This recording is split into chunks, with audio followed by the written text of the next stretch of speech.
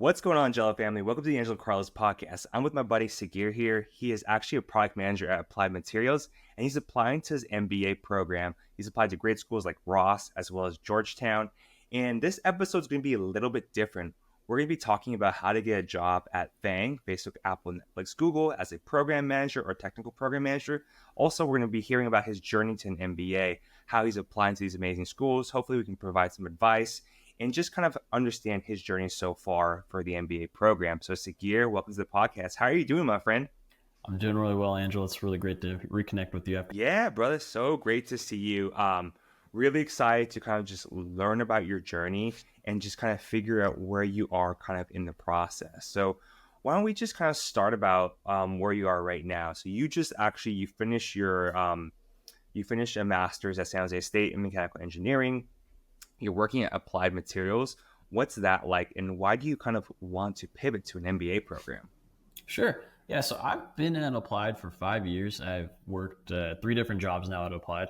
I started off in supply chain operations, then I moved into a design engineering role, and then that kind of naturally, because of my wanting to change careers, I moved into product management at Applied. But it's a little different than product management in FANG in the sense that we're doing product management for service contracts that we sell to the customers who buy our equipment. And so it's a different challenge than trying to do SaaS software or hardware consumer electronic, because a lot of what we're trying to extract a value from is from our customers who kind of want to service their own tools, whereas we don't want them to service our tools. So it's a very unique way of trying to solve high value problems for value capture. Got it. That's interesting. And with regards to your kind of your career, what are you envisioning after the MBA program? Are you trying to get into FANG as a program manager, doing product management? What are your thoughts? Or I think we spoke earlier also venture capital. What are your Yeah. where are you kind So of going right now? after MBA, my goals would be to be either in product management or venture capital, somewhere along those lines where you're trying to really look at a startup or a product and try to see what does it take to get that product out the door, or at least to maybe figure out what initial investments it needs to make it viable. Got it. That's actually pretty exciting. I'm glad you kind of want to get in that product management side of things, as well as kind of what makes the product viable, or even the venture capital route. A lot of TPMs at Google, I know, would transfer from technical program management all the way to product management.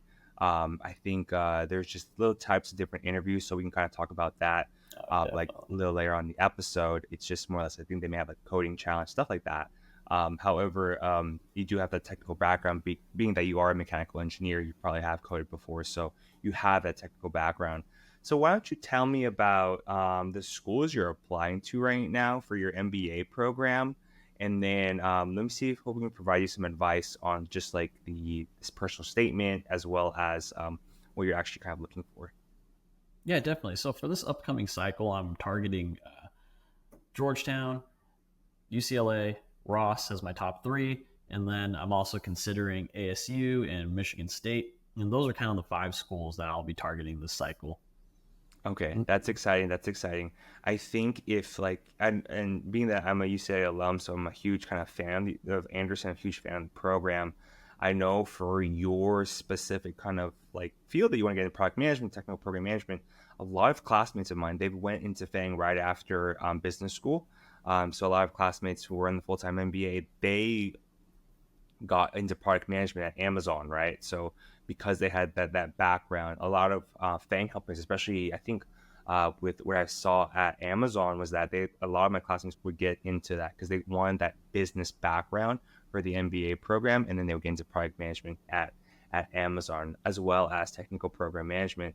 A lot of classmates of mine who were in the part-time MBA, I've seen them go from just working like a normal. I think one of my classmates was a vet, and then he did the part-time MBA, got an internship at Meta, and now he's a full-time TPM at Meta. So it's definitely possible with regards to that. I think one of the questions you had for me was that how did you get Google or Alphabet to notice your resume coming from kind of a non-traditional background, right? So for those who are curious, I did major in biology, and that wasn't really kind of what most FANG companies look at, right? They usually look at, for people getting technical program management, they have like a business background, or they have like a computer science or engineering background, because you really want to understand the product. And there are times you are working with the engineering team. So when you have a technical aptitude of something, you ideally want to speak the same language to them, right? So for me, the way I did it was I knew, I saw from big tech that they were hiring people who may not have had degrees but had the work experience. So one thing I did was I really tailored my resume to sound like a program manager. For those of you curious, I was doing PM work at Google as well as Meta. And the way I got those kind of interviews was that my current experience, I really tried to favor it to the program management side of things. So I kind of worked in like a finance role at first, and then I made all those bullet points under that resume to be program management per se. So like I was very fortunate that actually one of my clients during my finance role was actually Alphabet. And then I kind of really had that as one of the main selling points of why I'd be a good kind of fit for someone who got into tech. And I really used that as well as when I kind of got into Meta. So really just tailoring your resume to whatever that job description is on that specific role you're applying to, even if it's not like that one-to-one, as long as it does sound similar to what they're looking for, you will get the chance to interview. And that kind of goes into my next point too. When you interview from program management and technical program management side of things, I realized big tech, FANG, they love to do 5 to 6 rounds of interviews. And fortunately for me, during those 5 to 6 rounds of interviews, the way it works is that you ideally want to do good on 4 or 5 of them. And then if you do good 4 or 5 of them, you get passed on what is called a hiring committee, where you have like employees who are at Meta, at Google. They look at your resume, they see if you're a good fit, and they also look at your the interview feedback from those from your 4 to 5 to 6 rounds of interviews.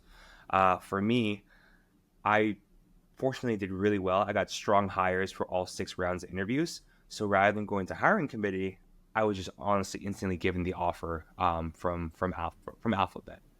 And the way I kind of want to transition this too is that in order for you to prepare for these interviews, like it is very, it's hard, honestly. Like you want to be very prepared. And what I've realized for program management as well as technical program management is that a lot of it is kind of situational and behavioral questions. So can you tell me about a time you had to work with the stakeholders, complete a project? Can you tell me about a time you had to work on multiple deadlines? Can you tell me about a time you had to work with a team and determine what metric to use for a certain programming project? Can you tell me the time you had to escalate to a senior leader, and how did you go about that, right?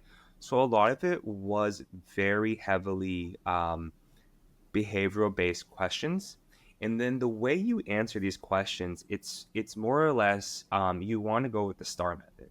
And I learned the STAR method at UCLA, as well as I actually was at Stanford for a bit at their business school doing like this like pre MBA program, and they taught me the STAR method. And if you already know this, awesome, but this would probably be great for our viewers to hear: situation, task, action, result, STAR.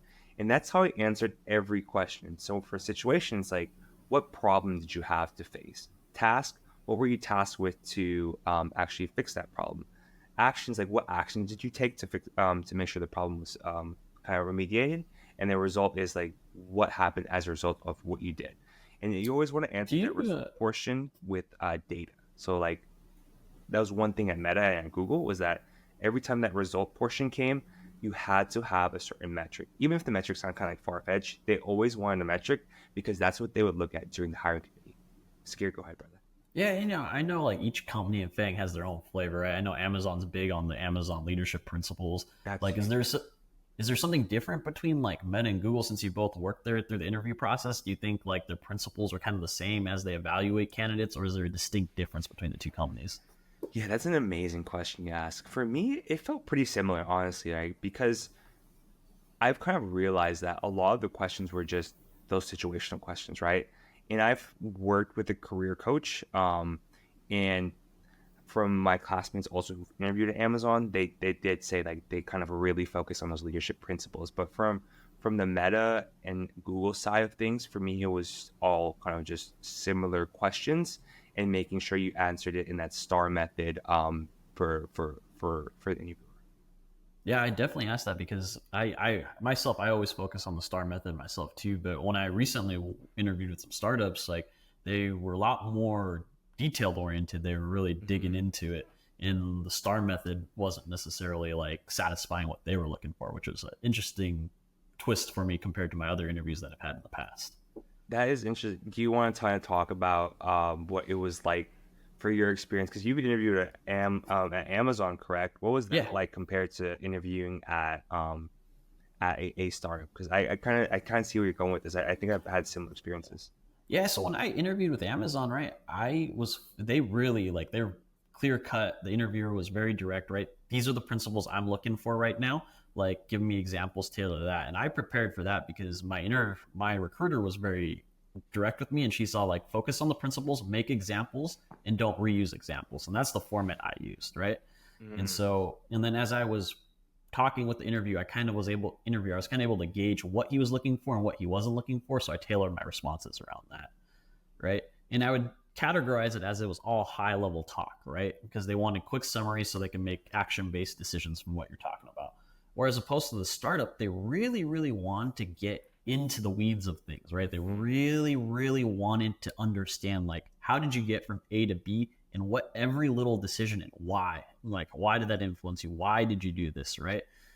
Right, this, and then especially when you work in a big company, you work in kind of like a team environment, right? And oftentimes you're doing things based on discussions. At least that's my experience here at AMAT, right? And then collectively you talk about things and stuff, and you do things. We do things as a team here at AMAT, right? A startup, what I realized is that they heavily they're constrained, and it's a lean operation, so they really want to see if you are, how well you can operate as an IC, is what I noticed, right?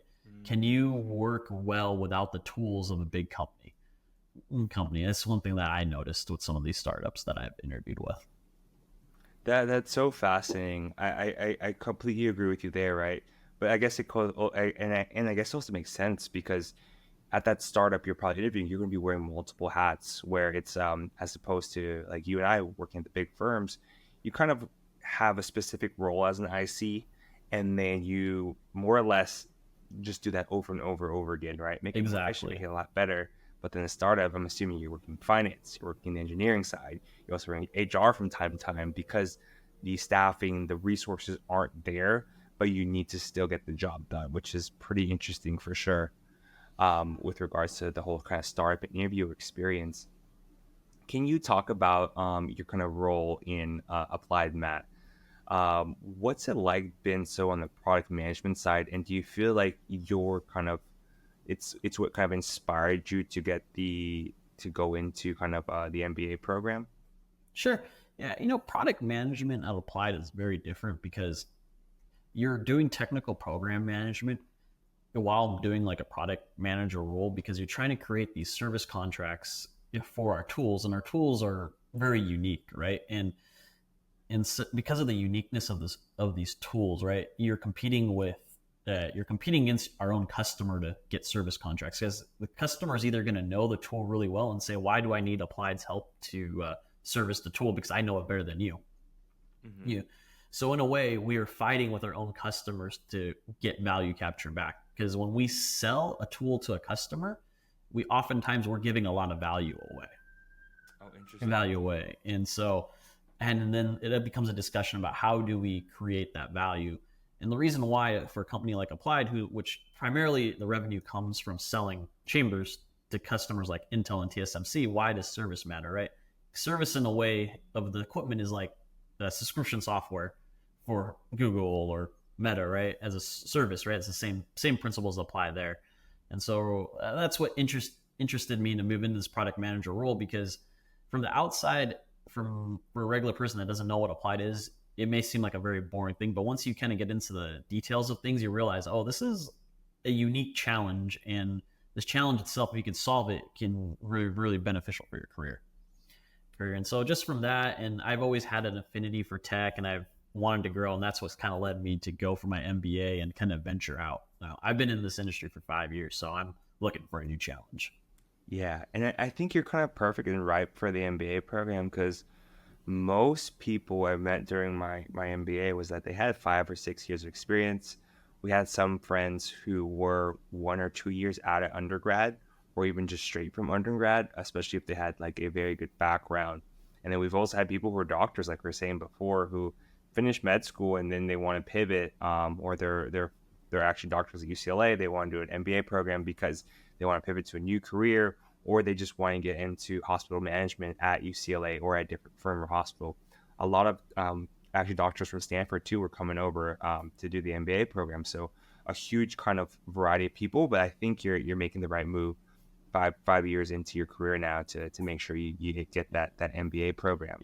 One thing What? that I heard from a different UCLA MBA graduate that I met a year ago, he's all like, the MBA is a great way to take your different experiences and put it together. Because in my particular case, I have a lot of random experiences, and I'm hoping the MBA can help me weave it all together and put it all into a package that makes sense.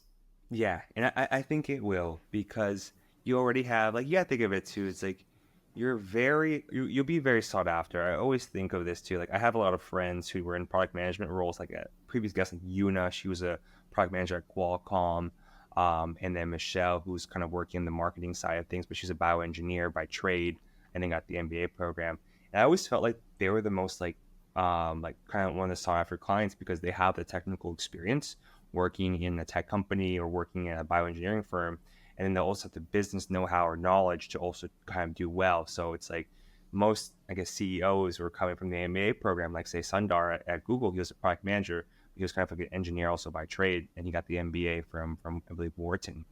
So I think what you're going into is that you're going to have that technical know-how, and then you have the business side of things, and then you'll be a very sought after candidate, especially like if you're doing VC, where you're actually working with founders and you understand the technical side of things as well as you know the business side of things, so you can kind of help on both aspects, as opposed to just being someone who's just really good with business and then doesn't really understand like the product, because they of course are not technically trained on the code or whatever, or if it's a hardware part itself. So that's very exciting for sure. What has the application process been like for you? Are you taking the GMAT? Are you doing personal statements? How's it been so far? So the process has been kind of straightforward. I'm taking more of a bigger risk as I'm applying, because I already have my master's in mechanical engineering. Mm-hmm. I've had some success in my career already, so I'm trying to apply to these schools without a GMAT and see if I can get in. And so that's kind of what I am right now. It is a bigger risk going in without a GMAT, but I feel like because of my number of years of work experience plus my professional accomplishments should be enough to get me into these programs. Yeah, and I agree with you there. I think you'll be fine, right? Especially because you have a heavy work experience at great companies. You're probably gonna have a great letters of rec, as well as a great what's it called, personal statement. Fun fact: I actually didn't apply with the GMAT either, and then I was able to kind of get into like UCLA as well as SC without an MBA, or sorry, without a GMAT. So as long as your statements are good, as long as you kind of put the work in within your career, I think you'll be fine. To be quite frank with you. So with regards to the MBA process, how have you been doing with the personal statement as well as your referrals? What are you kind of talking about for your personal statement? So personal statement wise, I'm talking about my journey, my career journey, and the progression. Like when I did the Georgetown application, one of the things they talk about is what is your professional grit? How can you provide a different experience and diversity at Georgetown, right? Like I started my career out on a manufacturing floor, Mhm. and then it was a to be honest, quite blunt, it was a really crappy job. Like no Yeah, college yeah. grad would ever want that job, right? I cycled through a lot of bad jobs before I got to Hmm. applied, and along the way I learned a lot about myself. And so I'm kind of talking about my journey of how I grew on the manufacturing floor, learning about how to run a manufacturing operation, to then eventually pivoting that into a career at applied in supply chain operations, where I was focused on supplier development, helping our suppliers and our supply base run their operations. And then I transitioned into a product manager role at applied, right?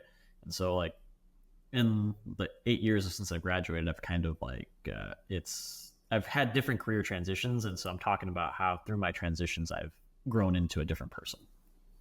God, that seems like an amazing kind of like experience so far. with regards to your career and how you've been kind of growing into a different person. And one thing I think you really kind of touch upon about how you've had so many different roles, different jobs, I think you'll really like business school because a majority of what you'll learn at business school, I think for me, it was around 70% case studies, right? So just having a whole bunch of situations that happen at different companies. And a lot of I realized a lot of the case studies come from Harvard Business School, as well as from Haas, as well as from Northwestern. And then you'll get to learn about all these things that happen in certain companies, how they approached it, how they failed, how they did well. And I think your experience working for about 8 years already, which is kind of crazy, will really kind of bode well for when you do work, get into your MBA program. So you'll start seeing kind of how your experience ties in with everything. And that's one of the most beautiful things about your experience is that when you're in business school, right? Of course, there are people who get in with 1 or 2 years, right? They probably learn a lot, have great profiles. But when you have someone like yourself who's kind of been in the industry for a while, you'll have a different perspective on things and you'll be able to answer things differently, see things from a different perspective. And that would be really great for you. I feel like you get a lot out of the business school program. Definitely. And I actually am glad you brought up like case studies and stuff. Actually, that's what was one of the reasons that sparked my interest in business Mm. school and strategy is because at where I work currently, we do strategy thons, and I participated for the first time with people who already had their MBA, and I really enjoyed that style of thinking. Right, it really expands your view set, and you said makes you think about the world in a different way.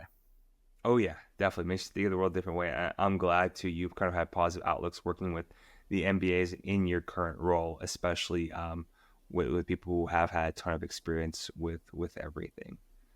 Um, with regards to your kind of next steps, how has it been with the letters of recommendation? Is that something most of the kind of business schools are looking for you? And do you have any tips for the audience on how to approach that? Yes, definitely. So in my case, yeah. So Georgetown required two letter of recs. USC, for an example, that doesn't require any letter of recs. But all the other schools that I'm applying to do require letter of recs. So my recommendation is that try to get letter of recs from people who know you well, who can attest to your professional grit, but also get it from people that have seen your work and they've seen that, oh, this person is capable of finishing the tasks. That's really what I've noticed what business schools are looking for. They're trying to say, is this person a person that can deliver, and is this a person that business school can develop into a future leader? Is what I'm seeing from what they want from these letter of recs. So I went with the boss who I had the longest, and so Mhm. I worked with him for 3.5 years. So that's a good enough time for someone to know you, and if they managed you, then you have a good repertoire. And then the other person that my recommender is, he's a mentor of mine. He's a CEO of a global company, and Oh wow. he owns a company within the semiconductor industry. And so I've met him for in 2018, and we've kept in touch since then. He's been like a mentor to me, and he himself is also an MBA Oh himself, cool. and he went to Wharton years ago. And so we keep in touch. We talk about different things, and he's kind of one of the reasons why I want to go get an MBA, because I see myself kind of similar to him. Similar to him. What was his advice for you after kind of since he kind of went through the MBA program? Is he recommending that for you to transition for the product management side to Uh, the VC side with the MBA? his take's a little different, and so Hmm. he, after MBA school, he started his company Micromechanics, and Oh so wow. it's a very different. And he his take is that more so like, if you want to get an MBA and put your experiences together, and do what you want to do and do what you love. He loves what he does every day with his business, and so That's he awesome. founded That's it great himself in advice. Singapore, I believe, with Oh $800, and wow. he's grown it. And he's kind of a rare person, because there's not many people who has a Warren MBA and they say they own a machine shop. Yeah. That's global. So Yeah. he's one of the few people I've ever met with an MBA in manufacturing today, and he's he's very savvy business operator, and I've learned a lot from him over the years. That's awesome. I'm glad you have kind of mentors in places and who have done what you want to do, right? Got the MBA as well as kind of built something for himself. I think you kind of doing that is great, especially like for people who kind of achieve something already in this life. And I think whatever business school you do go to, I know you're going to meet a lot of amazing people as well. I think earlier we were talking about executive MBA programs, part-time MBA programs, full-time MBA programs. So whatever school you go to, I think you'll be connected with even more mentors as well as even more peers who kind of push you to whatever direction you're trying to go, whether it be VC, whether it be getting to FANG, or even, starting your own thing. Because like you said before, you're going to be ending up all this experience you have, you're going to start to figure out, what do I really want to do with this in my career to have impact in this world and impact within my life. So very excited for you, my friend, with regards to that. Thank you. Appreciate it. Of course. With regards to your kind of experience as a mechanical engineer, do you have any advice for our viewers who kind of want to go your route, right? Who may be kind of lost? Like, do you recommend them applying for their MBA as well? Who may be like, okay, I've been doing this role for quite some time. I want to kind of reinvent myself. Do you have any thoughts on that? In my particular case, Angelo, like my career, it was very random up until applied, right? And so when I first graduated undergrad, I really wanted to be a mechanical design engineer, but those opportunities weren't coming to me. But the opportunities that were coming to me were in manufacturing, quality, supply chain related. And that's where I kind of grew, and I did that. And I did that for a while and I enjoyed it. But then after I finished my master's in mechanical engineering, I joined a group and I did some ME work for a while, but it wasn't the type of ME work I thought I was going to be doing. But then as I got older, I realized that my mindset and the way I think has shifted, and I really want to do something more along the MBA route.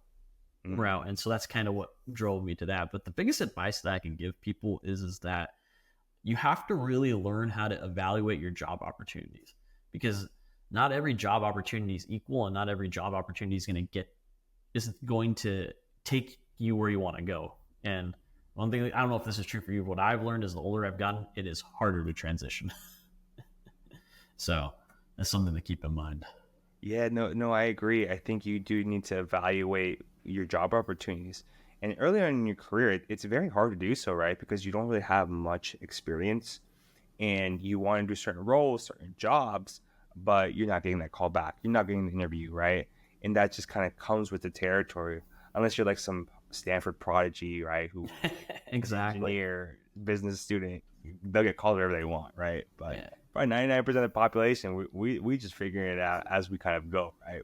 But I'm glad you never let that stop you from letting your career progress, and then now kind of being your MBA to see where that takes you next. I always view this kind of like as a sports career, just as like an athlete is going to take care of himself. Yeah, no, I agree. But it's like you got to cover your experience. Those years you work, right? It's amazing, right? But then they take you because it's your life, it's your impact. Whatever you make financially or whatever you repurpose, you need to take care of yourself, right? I want to ask you, so you were talking earlier about mentorship, right? A lot of people's podcasts, we watch that, so we're talking, he's transitioned from working consulting at BCG, Bain, as well as Deloitte. Now he's transitioned after he's an MBA to venture capital. So what has that venture capital journey for you so far? How did you start it? What were your chances? And so forth? So my entry into venture capital is very different than that, right? I did work at consulting.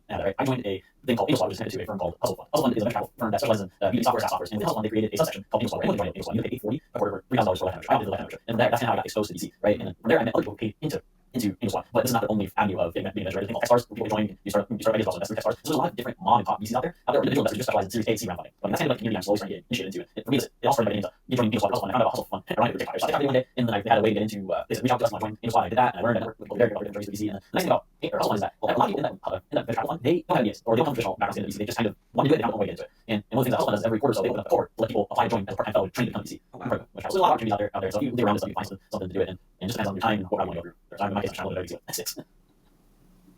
I like you're trying new things, and you're, trying to figure out this, right? So much of our career is just really trying to figure out what we want to do, and then kind of figuring out along the way for you, right? Hustle Squad, finding out that you just take off and actually investing everything through venture capital, right? And I think it's so fascinating. You can say that you can have class that you we were in the class together, and the professor was easy. Venture capitalists brought in a lot of founders that I go, Nancy, because they're a lot of great founders, and I told them all the things to go against capital. Hey, like a really big VC fund, doing well, and we're the paper. Oh yeah, so we're like a paper lead, and then I think also for reason, or so a lot of big VC firms they want to really trying to move, and he told us, hey, all you guys want to capital, and the best route for you guys want VC is to eat it. Of course, you different people. You recommend you found a division company, and you just see all the points from stars because when you're across the table from the founder and you're attracting money, sometimes it's hard time to listen to you because they know you have to help yourself, right? And that was his perspective. I also had classmates who got into school year, one's working at and it's MBA program, and she's like working capital. So it's just different routes, and we're around and finding the MBA program where you stand working at school year, and the reason after your MBA program, I think you're going to do amazing. Is that how you're looking for? Are you trying to shape the VC after MBA, or you trying to figure it out?